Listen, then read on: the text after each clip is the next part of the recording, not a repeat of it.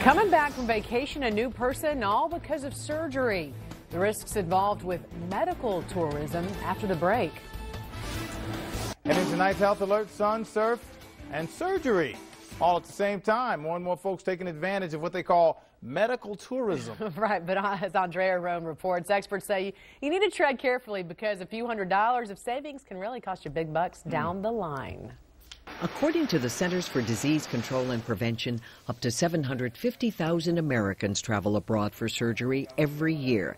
Tania Stuckey is one of them. There's this stigma that doctors overseas will do better procedures or they'll take out more fat. Tania's friends praise their destination cosmetic surgeries, and she says they have the stunning bodies to prove it. So they'll say, well, I went to Colombia or the Dominican Republic. I chose to go to the Dominican Republic to get lipo to my thighs, my butt, my hips.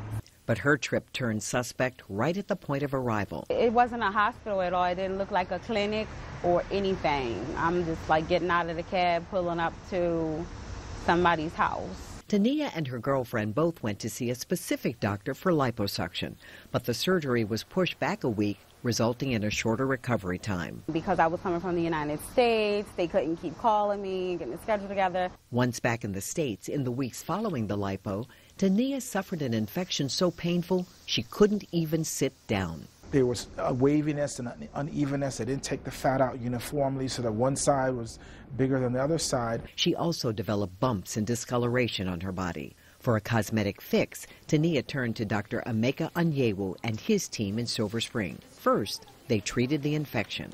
We had to redo the liposuction anyway to even out the irregularities that she had. Dr. Onyewu says he often performs corrective procedures for those who get surgery abroad. Well, the number one risk is you have to be sure of who's doing the surgery.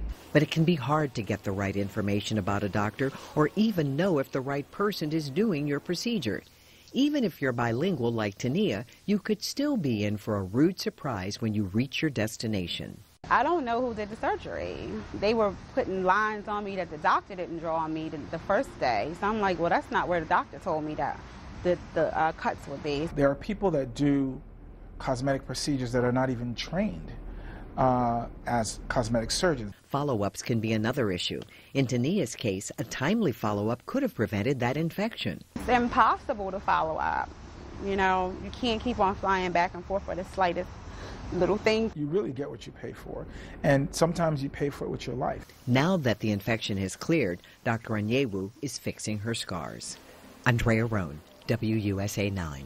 Well, if you plan on traveling abroad for surgeries, the CDC has a list of precautions. You can find them on our website. Just go to WUSA9.com.